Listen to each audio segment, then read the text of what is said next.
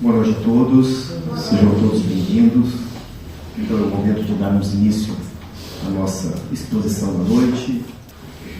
Trouxemos para a noite de hoje uma das parábolas de Jesus, das suas 4 dezenas de parábolas.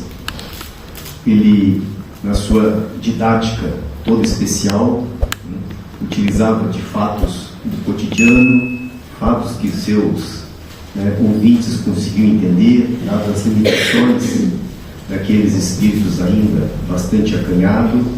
Então usava comparativo, os exemplos do cotidiano, as coisas que os comuns conseguiam se inserir dentro da história.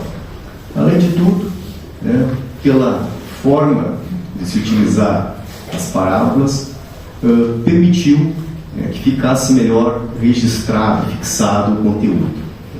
Então, conhecedor da psicologia das almas, Jesus sabia que as histórias fixam melhor. Até nos dias de hoje, uma história a gente registra com muito mais precisão. Não só para aquelas mentes, mas também que pudesse ser duradoura ao longo do tempo. E através deste tempo, dado o amadurecimento natural da criatura, também temos ali um manancial de extrair informações complementares que até então os evangelistas não mencionaram. E dentre essas parábolas, trouxemos para a noite de hoje a parábola A Rede. Então vou ler inicialmente aqui para os irmãos, que diz Jesus: igualmente o reino dos céus é semelhante a uma rede lançada ao mar, e que apanha toda a qualidade de peixes, e assentando-se, apanham para o cesto os bons, os maus, porém, lançam fora. Assim será a consumação dos séculos. Virão os anjos e separarão os maus dos justos, e lançá-lo a fornalha do fogo, e ali haverá prantos e ranger de dentes.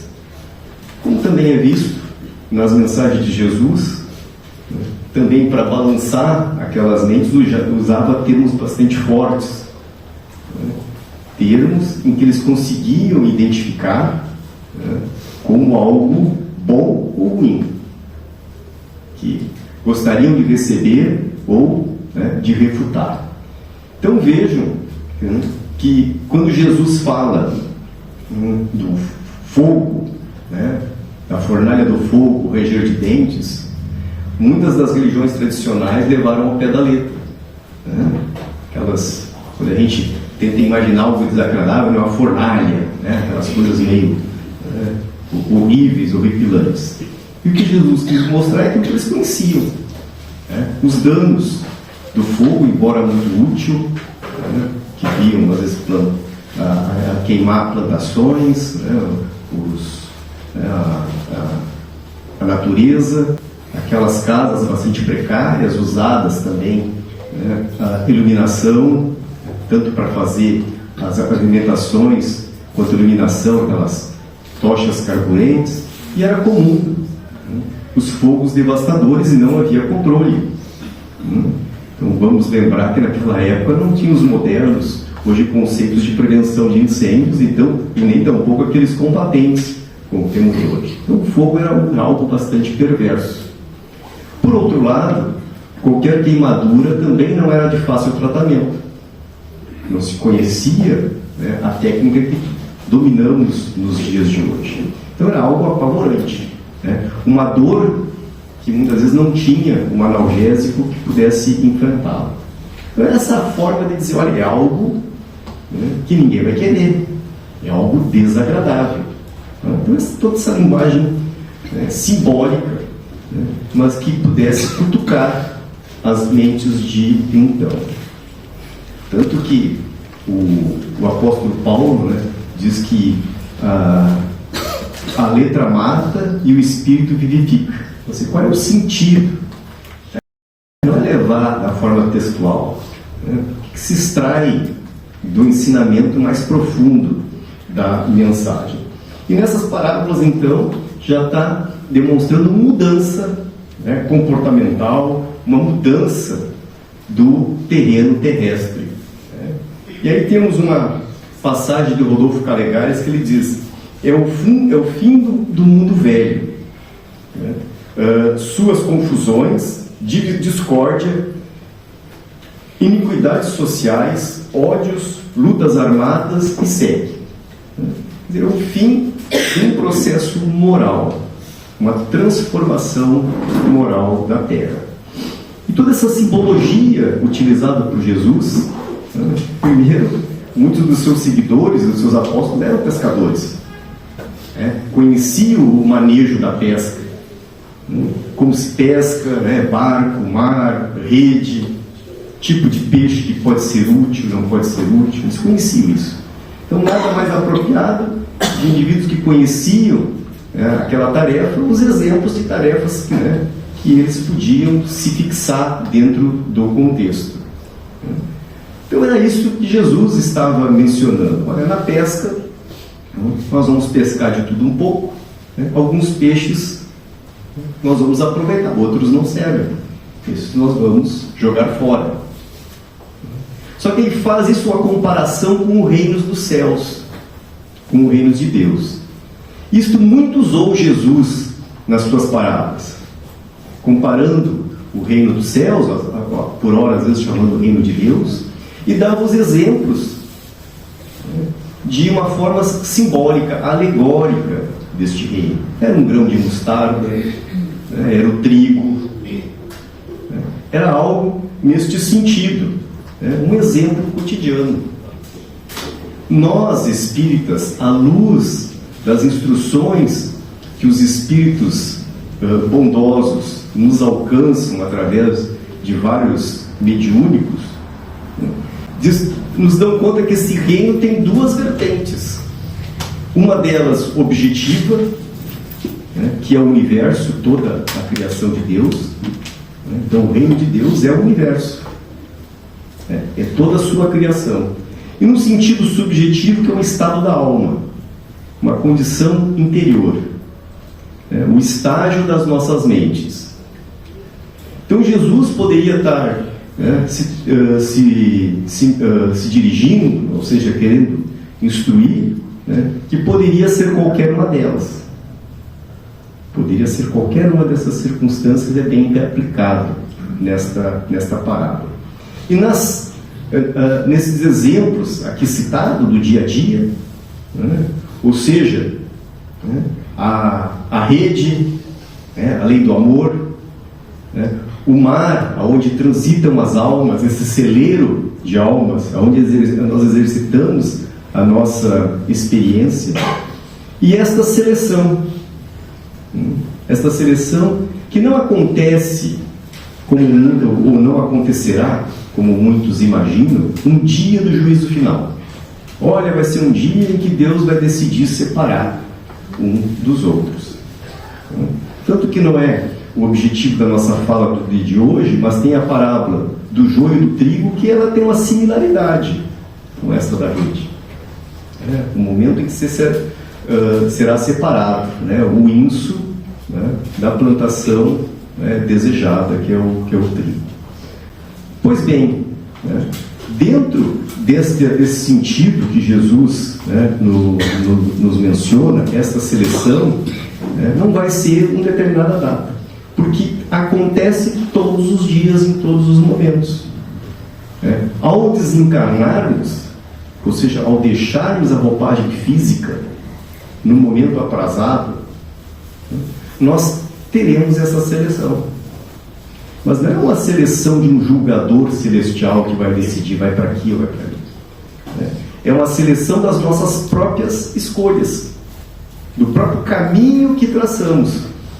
Isto vai definir o ambiente que nós vamos nos situar, por uma própria escolha mental de cada um de nós. Então, esse dia da seleção dos anjos, que são os espíritos bondosos a serviço da lei do Pai, acontece em todos os instantes.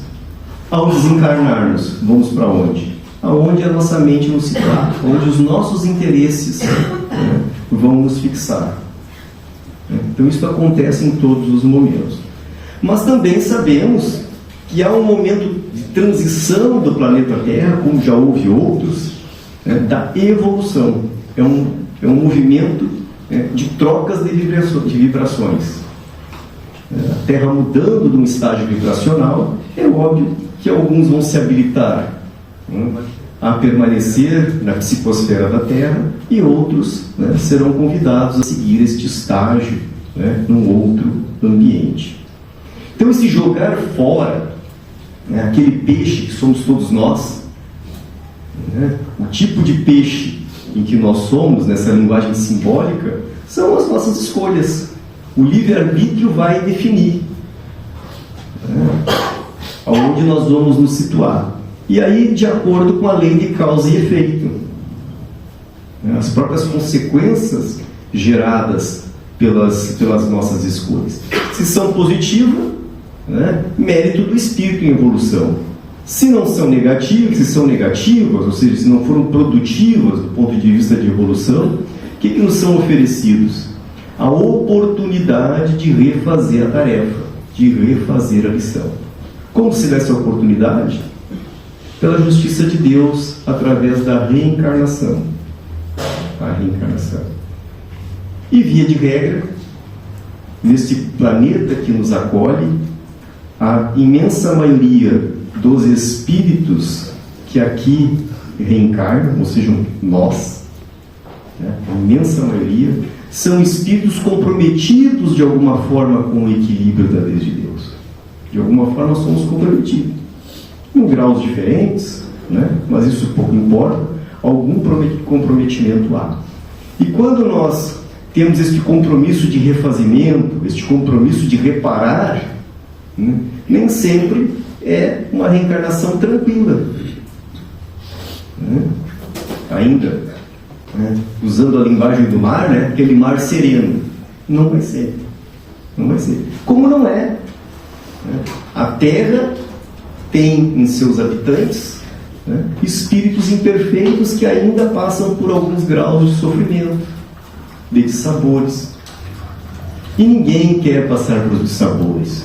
Ninguém quer passar por contrariedades. Mas em razão da lei de causa e efeito, em razão da nossa escolha lá atrás, aqui aportamos. E aportando aqui, vamos sofrer as consequências dos nossos atos do pretérito. E aí temos essa situação desagradável que Jesus lá mencionava como o fogo, como os rangers de dentes. A gente tem estudado algumas literaturas, ultimamente a do André Luiz, que aqui temos citado por diversas vezes, e ali a gente vê de uma forma muito clara, uma forma objetiva, os espíritos que reencarnam, as dificuldades que têm. E lá, claro, o André Luiz, nas suas histórias romanceadas, ele começa a elucidar, ou até com o auxílio desses benfeitores espirituais, que fazem a coordenação do estudo, dão conta do que aconteceu ali atrás. E a gente vai ver que eles estão reencarnando para justamente sanar aquelas inconsequências. Danos que causaram a própria organização física, e por isso que no planeta Terra, quem de nós não tem alguma doença? Não tem em determinado momento da vida algum problema de saúde? Não podemos afiançar de que isto tem uma relação direta com situações anteriores, mas que há uma probabilidade, sim, porque nós lesamos os nossos centros de forças, nossos centros de energias, que lá os hindus chamavam de chakras. Isso fica registrado no nosso perispírito e, por conseguinte, materializa-se na nossa organização física, transmite aquelas informações dos danos causados ali atrás. Tanto que a gente brinca que todos nós, de alguma maneira, danificamos os nossos corpos físicos. Todos nós.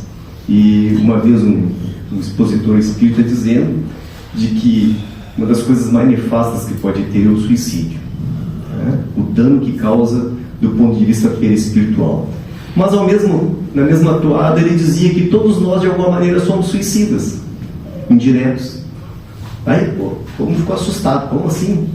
Mas quem às vezes não se excedeu na bebida, né? Na alimentação, uma noite mal dormida, né? Uma lesão causada, né, por alguma atividade desnecessárias, que vai minando, não ao ponto de desencarnar, mas ao ponto de criar alguma debilidade orgânica, né, de uma forma voluntária que não precisava ter passado, não estava no seu projeto de reencarnação, mas aquelas escolhas da vida que todos nós, né, estamos sujeitos. Quem já não cometeu deslizes nessa hora, né? Só que isso causamos lesões perispiritual. Qualquer segundo que a gente antecipa do nosso projeto, né, nós vamos ter que prestar conta, né, deste tempo desperdiçado, dessa dádiva divina. E aí temos então algumas instruções trazidas por o Caibal Schutter, que ele diz o seguinte, né, sobre essa parábola, que essa parábola trata do fim do homem velho, né, o homem velho no sentido moral, dos conceitos que nós trazemos de forma equivocada, né.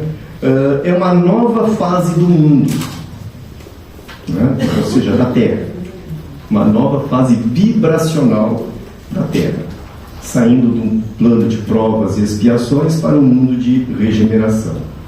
E diz ainda que estes, né, espíritos, ou seja, nós, dentro dessa seleção vibracional, né, será conforme as nossas obras, né, o nosso avanço. Menciono que já mencionamos antes, que os anjos são os espíritos superiores que tutelam a humanidade como um todo, auxiliando em todos os estágios da vida, seja corporal ou espiritual. A parábola serve para todos. Para todos.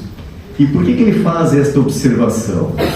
Porque normalmente nos estudos tradicionais, né, tenta-se aplicar o ensinamento para os outros. Né? Se sobe num pedestal e diz: olha, vocês têm que fazer. E a doutrina espírita nos ensina com todas as letras de que o ensinamento é para nós espíritas especialmente. Não falamos para terceiros, falamos para nós mesmos. E que não basta, né, conhecer, né, é preciso praticar.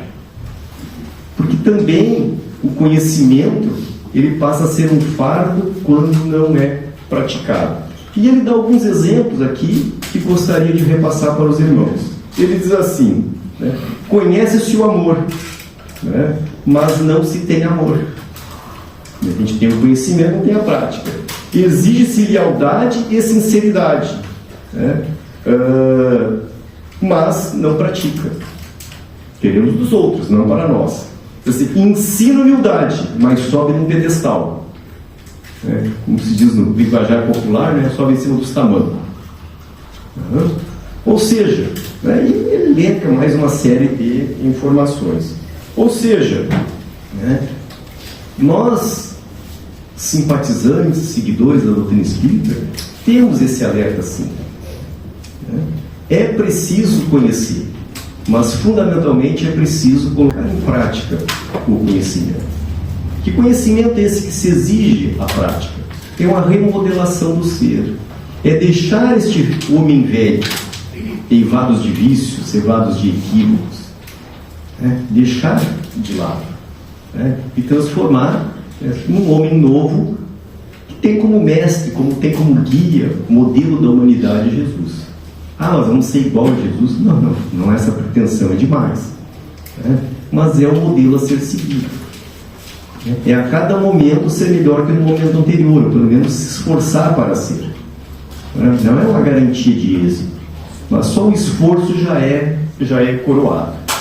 Então, o que nós temos destes ensinamentos aqui de Jesus, é que vai chegar um momento, né, em que nós vamos estar a reboque da situação. Uma coisa é os nossos momentos individuais, como espíritos únicos, né, ao prestarmos conta desse estágio aqui no planeta Terra. No melhor, esse estágio como espíritos reencarnados. Vamos aportar a pátria espiritual e vamos ter que prestar conta de como é que utilizamos aquela dádiva de aqui estarmos. Até porque já mencionamos de outras feitas que para a nossa vaga tinha um monte de gente querendo. Nós somos os privilegiados de estarmos encarnados, por necessidade, diga-se de passagem. Mas somos um privilegiado, porque outros tantos necessitados não tiveram a chance porque não era o seu momento, não estavam preparados. Nós clamamos esta oportunidade e às vezes desperdiçamos esta dádiva. Então nós vamos ter que prestar conta. E aí vai ser a seleção. Olha, cumpriu a contento, né? Vai ter uma condição de avançar ainda mais em reencarnação mais promissora, se for o caso. Não cumpriu, refaz a tarefa, volta, né? Com os prejuízos do tempo desperdiçado e dos danos que foram cometidos. Tanto que Emmanuel, ele diz que deste bem que esperam, o Criador de todos nós, essa ação no bem, há 3 possibilidades. Ele diz que nós avançamos, ou seja, é dada esta oportunidade aqui estarmos e vamos avançar, vamos sair dessa melhores do que chegamos, vamos estacionar, chegamos e saímos igual, não pioramos, mas também não melhoramos. Mas aí tem a questão seguinte: tempo desperdiçado, toda uma reencarnação, todo um esforço, todo um preparo, todo um auxílio espiritual, e nós ficamos aqui longos anos para sair da mesma forma que chegamos. Só estar estacionado já é ruim. E ele dá a terceira possibilidade, né? Que é não só ficar estacionado, mas como contrair novos débitos, em razão de desatinos não previstos, escolhas indevidas através do exercício do livre-arbítrio.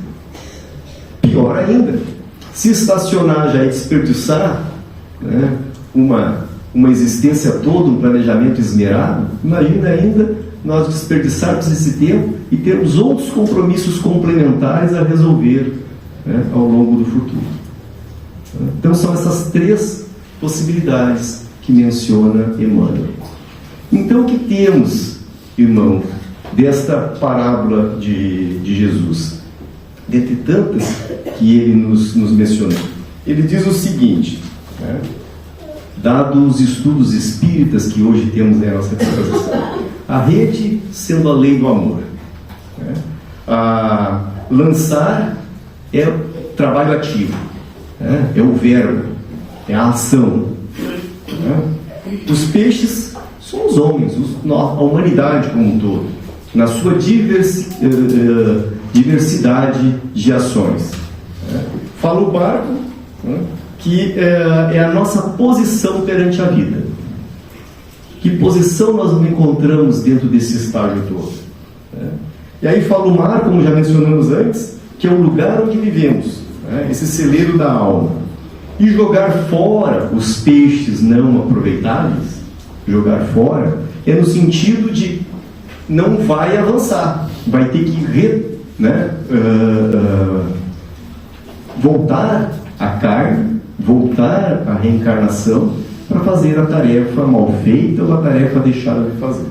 Então é nesse sentido, né, que Jesus mencionou esta parábola para nos dar este alento, né, que não é nada de tortura, né, não é nada de causar traumas, né, preocupações descabidas, mas sim é o momento de nos chamarmos a atenção da necessidade de renovação, a necessidade de sermos melhores, porque esta rede é lançada em todos os instantes, Em todos os momentos estamos sendo selecionados pela nossa própria consciência e, fundamentalmente, haverá sim, né, um momento em que a Terra mudará de patamar evolutivo, mudará de situação vibracional, e aqueles que não estão condizentes com essa nova vibração, porque insistiram em ficar na retaguarda, serão convidados, né, à mercê da justiça de Deus, da sua infinita misericórdia, né, a continuar a tarefa evolutiva num outro momento. Né? Um exemplo muito comum, utilizado em diversas exposições, por aqueles que abordam o tema, é que um exemplo assim também bem cotidiano, né, bem de situações que nós conhecemos, é como se aquele aluno, né, não tivesse seguido toda a classe, a turma avançou e ele vai ter que continuar estudando numa outra escola. Aquela escola ali vai ambientar aqueles que, né, conseguiram, né, cumprir a lição. Esse comparativo um tanto tosco, né, é isso que queremos dizer, né, com um momento de transição planetária. Certamente os irmãos já ouviram por diversas vezes, que é esta transição, né, de espíritos que estão se habilitando ou não, né, a permanecer na Terra. Para que ninguém fique apavorado, né, ninguém fique preocupado, eu diria o seguinte: o esforço já é o prêmio, aquele que quer. Nós que estamos aqui, né, pelo menos o esforço estamos demonstrando. Saímos da nossa zona de conforto, deixamos lá, né, os nossos familiares em casa, muitos vêm, né, direto dos serviços, cansados, né, deixaram de ver um filme, assistir a novela, enfim, confraternizar com os amigos para estar aqui. Isso já é um esforço. Isso demonstra que nós queremos ser diferentes, que nós queremos nos transformar, que o mal ainda permanecerá, mas não com a imposição que se vê nos dias de hoje. Nós, aqueles que, né, permanecer nesta nova situação vibracional, eles dizem que ainda somos espíritos convalescentes, ainda estamos tratando dos nossos males espirituais. Não vamos ser bonzinho, mas é um ambiente novo, é a oportunidade nova, é aqueles ambientes de bem-aventuranças, de felicidades que Jesus mencionou. Então, o que se espera de todos nós, que temos acesso a essas informações trazidas de Jesus, não que a gente seja privilegiado, porque essas informações, né, é permitido a todos, né, mas que estamos aqui tentando nos transformar, lutando conosco mesmo. Que somos o pior inimigo, somos nós mesmos. O inimigo é interno, ou seja, os nossos ranços, os nossos caprichos, nossa zona de conforto, e nós estamos lutando conosco mesmo. Então, é isso que se quer. Espíritos que querem ser diferentes, que querem se transformar. E entende, né, que a mensagem de Jesus, né, é a mensagem redentora, né, a ser seguida, a ser praticada, embora saibamos todos que não é fácil.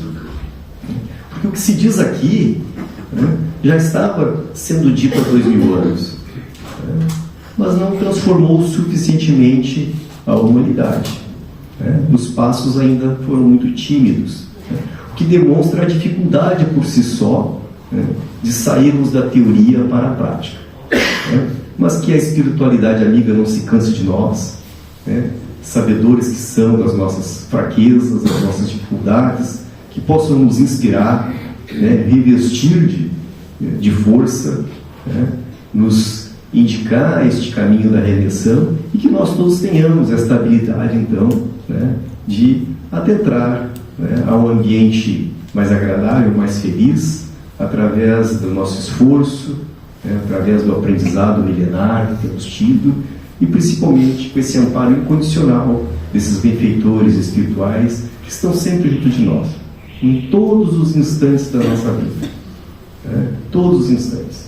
Antes de aqui aportarmos, desde que aqui demos, o primeiro choro ao reencarnar, até o momento de aqui deixarmos as vestes físicas e continuarão conosco, do lado de lá, no mundo espiritual.